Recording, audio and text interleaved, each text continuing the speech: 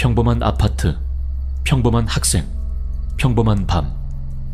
하지만 어딘가 이상한 기운이 감돌기 시작한다.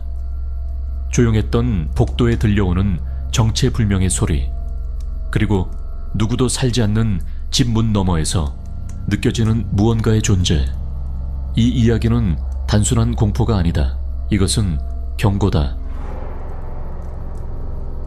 민수는 서울 외곽의 낡은 아파트 단지, 사람들이 촛대 아파트라고 부르는 9층짜리 건물에 살고 있었다. 그의 집은 6층에 있었고 창문 너머로는 회색 도시의 풍경이 펼쳐졌다. 부모님은 모두 번역가로 한 달의 절반 이상을 해외 출장을 다녔다. 그래서 민수는 대부분의 시간을 혼자 보냈다. 하지만 외로워할 틈은 없었다. 주말마다 그는 단짝 친구 재훈이와 함께 게임기를 붙잡고 밤새도록 플레이스테이션 P를 즐겼고 TV 드라마나 유튜브 영상을 보며 시간을 보냈다. 공부는 그다지 잘하진 못했다. 부모님은 그를 언어 천재로 키우고 싶어 했지만 민수는 언어보다 공포게임과 스릴러 영화에 더 관심이 많았다. 대학교에서는 2번이나 성적 미달로 퇴학 위기를 맞았고 그때마다 아버지가 교수들과의 인맥으로 가까스로 구해냈다. 3번째 위기가 다가오기 전에 민수는 마음을 다잡았다. 5월 연휴 동안 그는 스스로를 방에 가두고 본격적으로 공부를 시작했다. 밤이 되면 아파트 전체가 조용해지고 오직 책과 민수만이 남는 그 고요함 속에서 그는 제일 집중이 잘 되었다. 하지만 그 평화는 오래가지 않았다. 며칠 후 민수가 책을 펼치고 있던 늦은 밤, 위층에서 무언가 이상한 소리가 들리기 시작했다. 처음엔 그냥 아이들이 계단에서 장난치는 줄 알았다. 이어폰을 끼려다 말고 민수는 뭔가 이상하다는 느낌에 문을 열어보았다. 계단은 어둡고 조용했다. 그런데 쿵, 쿵, 쿵, 단순한 발소리가 아니었다. 무언가 무거운 것이 반복해서 벽을 치는 듯한 소리였다. 정신병원 영화에서 본 적 있는 벽에 머리를 박는 소리와 너무 비슷했다. 민수는 소름이 끼쳤지만 참지 못하고 올라가 보기로 했다. 이건 진짜 너무하잖아. 그는 계단을 올라 7층을 지나 8층으로 향했다. 민수의 기억에 따르면 8층 끝에는 오래전부터 비어있는 집 803호가 있었다. 주민들 사이에서도 거긴 몇 년째 아무도 안 살아. 아예 관리 대상에서도 빠졌다더라. 그냥 창고처럼 방치된 집이야 라고 할 정도로 소문만 무성하고 실제로 들어가는 사람은 아무도 없었다. 문은 굵은 나무 판자로 거칠게 막혀 있었고 도배한 듯한 흔적 위로는 먼지가 두껍게 내려앉아 있었다. 하지만 지금 그 문 너머에서 쿵, 쿵 하는 소리가 들리고 있었다. 민수는 천천히 다가갔다. 소리는 점점 더 커졌고 가까이 갈수록 심장이 요동쳤다. 설마 진짜 저기서 나는 건가? 그는 두 눈으로 직접 확인하고 싶었다. 그리고 마침내 803호 바로 앞에 다다랐을 때 소리가 멈췄다. 순간의 정적. 민수는 숨을 참으며 귀를 기울였다.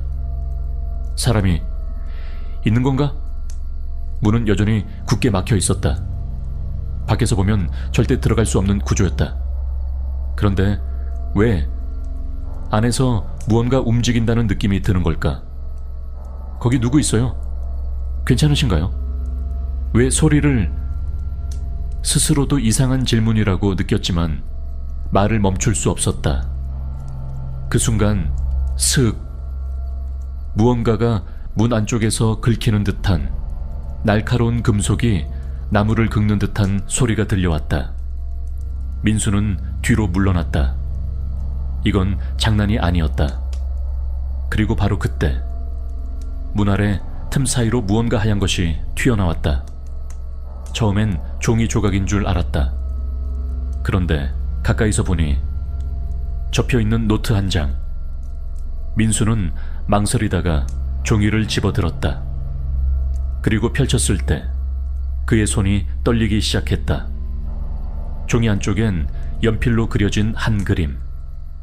정교하고 섬세한, 그러나 끔찍하고 혐오스러운 장면. 사람이 그려져 있었다. 팔, 다리, 머리가 잘려나간 시체. 몸은 기이한 자세로 도로 위에 버려져 있었고 피는 보름달 아래에서 검붉게 번지고 있었다. 그 아래 흐릿하게 쓰인 낯선 언어 하나. 무르스. 민수는 중얼거렸다. 무르스. 벽? 그 단어의 뜻이 머릿속을 스쳤다. 벽. 콘크리트든 나무든 벽이라는 뜻이었다. 도대체 무슨 의미야? 그 순간 문 안쪽에서 끈적한 숨소리와 긁는 소리가 다시 들려왔다. 그리고 복도 천장의 전등이 깜빡이더니 완전히 꺼졌다. 어둠, 정적, 그리고 민수의 심장 소리만이 남았다. 민수는 그 자리에서 꼼짝도 하지 못했다. 한 손에는 여전히 그 끔찍한 그림이 쥐어져 있었고 눈앞은 캄캄한 어둠에 잠겨 있었다. 복도 전체가 정적에 잠긴 채 이상한 소리로 가득 찼다. 사사삭, 사사사사삭, 수천 마리의 벌레가 벽을 기어가는 것 같은 소름 끼치는 소리. 민수의 뇌리는 갑자기 헤엄치는 뱀떼로 가득 찼다. 어두운 벽 사이에서 꿈틀대며 지금이라도 그를 향해 덮쳐올 듯한 상상. 그는 더 이상 참을 수 없었다. 나가야 해. 지금 당장. 민수는 비틀거리며 계단 대신 엘리베이터 쪽으로 달려갔다. 운 좋게도 엘리베이터는 7층에 정차해 있었다. 그는 황급히 버튼을 눌렀다. 딩! 문이 열렸다. 민수는 뛰어들듯 안으로 들어갔다. 그리고 1층 버튼을 눌렀다. 문이 닫히려는 순간 803에서 웃음소리가 들려왔다. 크크크크 크아하하하하. 그건 인간의 웃음이 아니었다. 희생자가 단두대 앞에서 마지막 말조차 하지 못한 채 숨을 잃을 때 처형인이 짓는 조소와도 같은 웃음. 민수는 전신에 소름이 돋았다. 그리고 다음 순간 엘리베이터가 끼익 갑자기 흔들리기 시작했다. 천장에서 불꽃이 튀었고 조명이 깜빡이더니 꺼져버렸다. 민수는 비명을 질렀다. 안 돼! 안 돼! 그는 쇠로 된 관 속에서 지하로 추락하는 느낌을 받았다. 머릿속에는 단 하나의 생각만 맴돌았다. 이건 꿈이야. 그냥 악몽이야. 그러나 낙하하는 듯한 진동은 너무나도 현실적이었다. 그는 바닥에 주저앉아 몸을 웅크렸다. 마치 다시 엄마 뱃속으로 돌아가려는 태아처럼. 하지만 충돌은 일어나지 않았다. 순간 엘리베이터는 1층에서 멈췄고 마치 아무 일도 없었다는 듯 문이 천천히 열렸다. 민수는 엘리베이터 문이 열리자마자 뛰쳐나왔다. 현관문을 밀쳐 열고 차가운 밤 공기 속으로 몸을 던졌다. 그제야 숨이 트였다. 얼굴엔 식은땀이 흐르고 손엔 여전히 구겨진 종이가 들려 있었다. 그는 아파트 입구에 벤치에 앉아 가쁜 숨을 몰아쉬었다. 이건 진짜 뭐지? 민수는 스스로를 다그쳤다. 아냐, 이건 그냥 헛것을 본 거야. 밤에 혼자 있어서 상상한 거겠지. 종이도 그냥 누가 장난으로 넣어둔 거겠지. 하지만 마음 한구석이 말했다. 그 집엔 뭔가가 있어. 그는 눈을 들어 아파트를 바라보았다. 8층. 그 창문은 깜깜했고 어두운 유리 너머엔 아무것도 보이지 않았다. 하지만 뭔가가 그 안에 있는 것 같았다. 민수는 한참을 벤치에 앉아 있었다. 그날 밤 그는 다시 아파트 안으로 들어갈 수 없었다. 특히 그 엘리베이터 안에는 절대. 부모님은 여전히 해외 출장 중이었고 이 기이한 경험을 말할 사람은 없었다. 말해봤자 미쳤다고 하겠지. 그는 핸드폰을 꺼냈다. 그리고 단 한 사람, 이 이야기를 할 수 있는 사람에게 전화를 걸었다. 재훈. 민수는 다급하게 통화 버튼을 눌렀고 다행히 상대방은 바로 받았다. 야, 재훈아, 나 좀 봐줘. 지금 당장 우리 집으로 와줄 수 있어? 재훈은 약속한 지 2시간이 지나서야 도착했다. 현관문을 열자마자 민수는 그를 거의 끌어안듯 안으로 끌어들였다. 야, 미안. 차 완전 막혔어. 오늘 아침에 무슨 사건 있었대. 어떤 박물관 관장이 주차장에서 살해당했다더라. 민수는 멍하니 물었다. 살해? 내가 직접 봤어. 버스 안에서 시신이 그냥 토막난 채로 피 웅덩이에 있었어. 팔, 다리, 머리 다 잘려 있었고 개들이 그 주변에서 장기 물고 뛰어다니고 민수의 얼굴이 하얗게 질렸다. 손에 들고 있던 커피가 덜덜 떨렸다. 재훈아, 혹시 그 범죄 현장 이렇게 생기진 않았어? 그는 노트를 꺼내 그날 밤 803에서 받은 그 그림을 친구에게 내밀었다.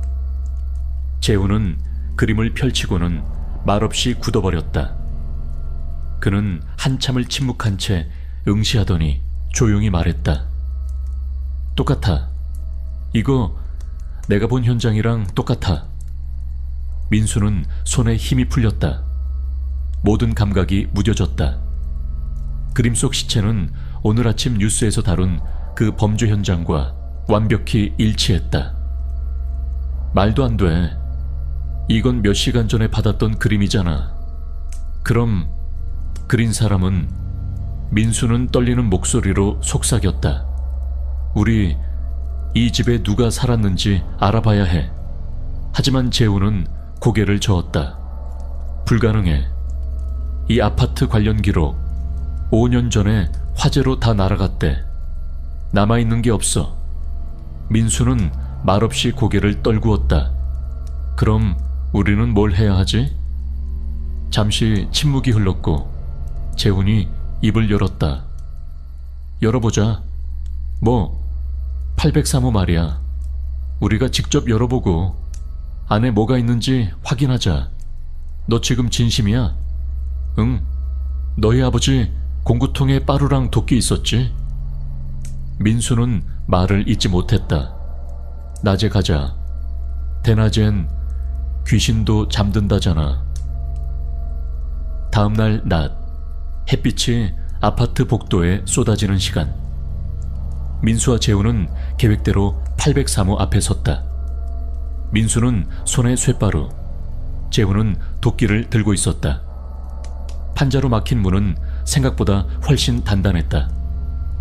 나무는 오래되었지만 마치 문을 지키려는 듯 비명을 지르며 갈라졌다. 크르르르, 쩍. 소리는 마치 오래 잠든 괴물이 깨어나는 듯 했다. 몇 분 동안 두 사람은 땀을 뻘뻘 흘리며 못질된 판자를 하나씩 뜯어냈다. 그 다음은 문 잠금 장치. 철로 된 자물쇠는 흔들림 없이 고정되어 있었고 쇳바루로는 쉽사리 움직이지 않았다. 나 바꿔줘. 내가 해볼게. 재훈은 민수에게서 자리를 넘겨받고 도끼를 들어 자물쇠에 힘껏 내리쳤다. 쾅! 쾅! 쾅!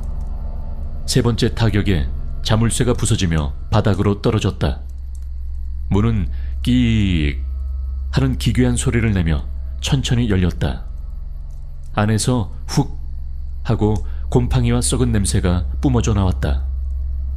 민수는 무의식적으로 뒷걸음질 쳤고 재훈은 손으로 코를 막았다.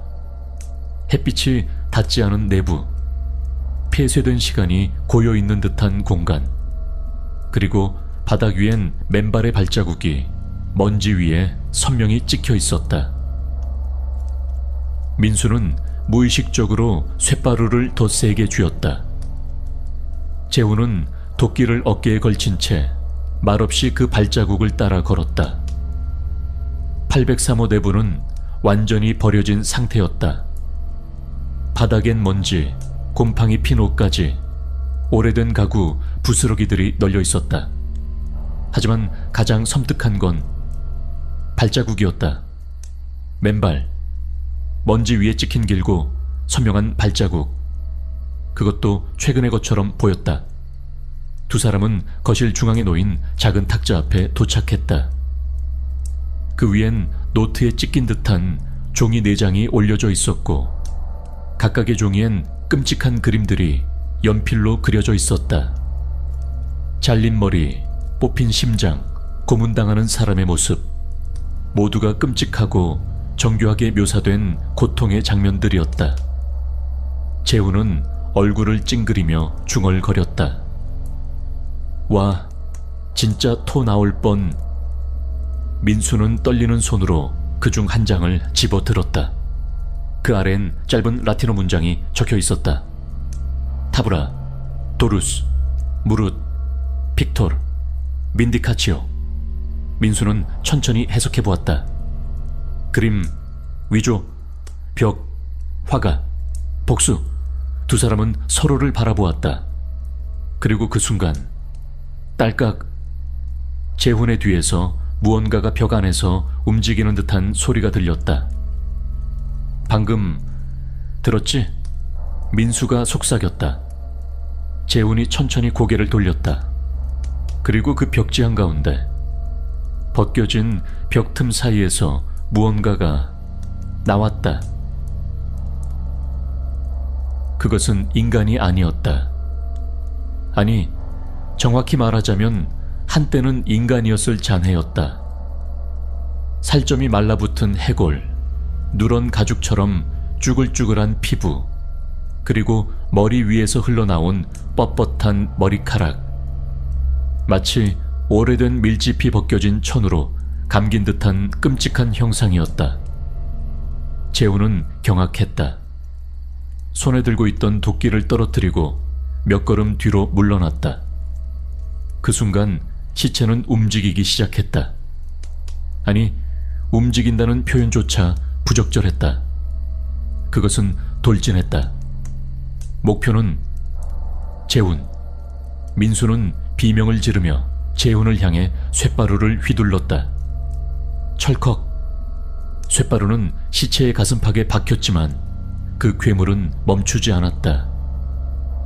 두 손, 아니 갈고리 같은 손으로 쇳바루를 움켜쥐고 민수를 쳐다보았다. 그 눈, 아니 텅 빈 구멍 속에서 느껴지는 증오의 민수는 온몸이 얼어붙는 느낌을 받았다. 그 순간 괴물의 이빨이 드러나며 웃는 듯한 표정이 나타났다. 퍽! 괴물의 머리가 민수의 가슴을 강하게 들이받았다. 그는 숨이 막혀 벽에 나뒹굴었다. 재훈이 도끼를 다시 움켜쥐었지만 괴물은 더 빨랐다. 퍽!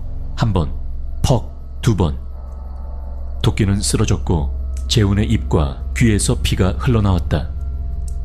민수는 이를 악물고 바닥에서 떨어진 탁자 다리를 움켜쥐었다. 그리고 괴물에게 달려들었다.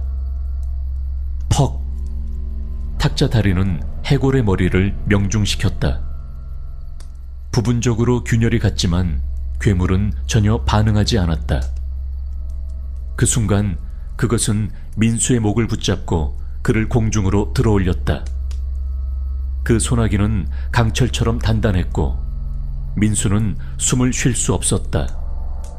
눈앞이 흐려졌고 코에서 피가 흘렀다. 두개골은 곧 폭발할 것처럼 압력을 받았다. 그때 민수는 마지막 남은 의식으로 입을 열었다. 팔체미희, 논숨릇, 용서해줘. 나는 죄가 없어. 그 말을 들은 순간 괴물의 손이 풀렸다. 민수는 힘없이 바닥에 떨어졌다. 그리고 그 순간 그의 눈앞에 환영처럼 펼쳐진 과거의 기억. 누군가가 이 벽 속에 산채로 묻혔던 장면. 약 20년 전 서울 중심부 작은 개인 미술관에서 한 외국인 화가가 초청되었다. 그의 이름은 조반니. 유명한 고전 작품을 완벽하게 모사하는 능력으로 예술계에서 서서히 이름을 알리고 있던 인물이었다. 당시 미술관 측은 그에게 한 작품의 복제품 제작을 의뢰했다. 그는 흔쾌히 승낙했다. 그러나 몰랐다. 그 작업이 자신의 마지막 작품이 될 줄은. 조반니는 803에서 그림을 그리며 머물고 있었다. 그는 몰랐다. 의뢰인이 단지 복제품이 아니라 원본 작품을 외국에 밀반출하기 위한 수단으로 그를 이용하고 있었단 걸. 작품이 완성되자 조반니는 살해당했고 그의 시신은 벽 안에 숨겨졌다. 벽지는 덧바르고 가구로 막고 시간은 조용히 흘렀다. 그러나 조반니는 자신이 사라질 것을 예상하고 있었다. 그는 작품 속에 암호와 단서를 남겼고 그 단서는 20년이 지난 후에야 우연히 공개 전시에서 발견되었다. 그 순간 복수를 기다리던 영혼이 깨어났다. 민수의 머릿속에 떠오른 마지막 장면은 시체가 벽 속에 끌려 들어가던 그 순간 창백한 손가락 끝으로 무르스를 새기던 장면이었다. 벽. 그는 그 안에서 살아있었다. 민수와 재훈은 스스로 그 집을 빠져나오지 못했다. 다음 날 낮 이웃의 신고로 구조대가 출동했고 그들은 쓰러진 채로 실려 나갔다. 병원에서 깨어났을 때 민수의 머리는 백발이 되어 있었다. 그 후 서울에선 연이어 4건의 살인사건이 일어났다. 모두 예술계, 골동품 업계에 연루된 인물들이었고 사망 방식은 민수가 본 그림과 똑같았다. 절단된 사지피로 뒤덮인 거리벽과 캔버스에 남겨진 복수의 흔적. 경찰은 803호를 수색했고 벽 안에서 뼈와 유품들 그리고 조반니의 서명이 새겨진 오래된 그림 한 점을 발견했다. 그의 영혼은 마침내 복수했다. 그리고 이제야 영면에 들 수 있었다. 민수는 퇴원 후 조용히 조반니의 유해를 인계받아 재훈과 함께 서울 외곽의 낡은 묘지에 안장했다. 짧은 의식, 낡은 성경, 그리고 침묵 속의 작별. 그 순간부터 그들은 다시는 그림이나 골동품을 입에 올리지 않았다. 몇 달 후 민수는 부모님의 바람대로 번역가의 길을 걷기 시작했다. 언어란 때론 목숨을 구하기도 한다는 걸 그는 누구보다 잘 알게 되었기 때문이다. 그리고 그 집 803호는 지금도 아무도 살지 않는다. 하지만 밤이면 그 문 아래로 종이 한 장이 미끄러져 나오는 경우가 있다.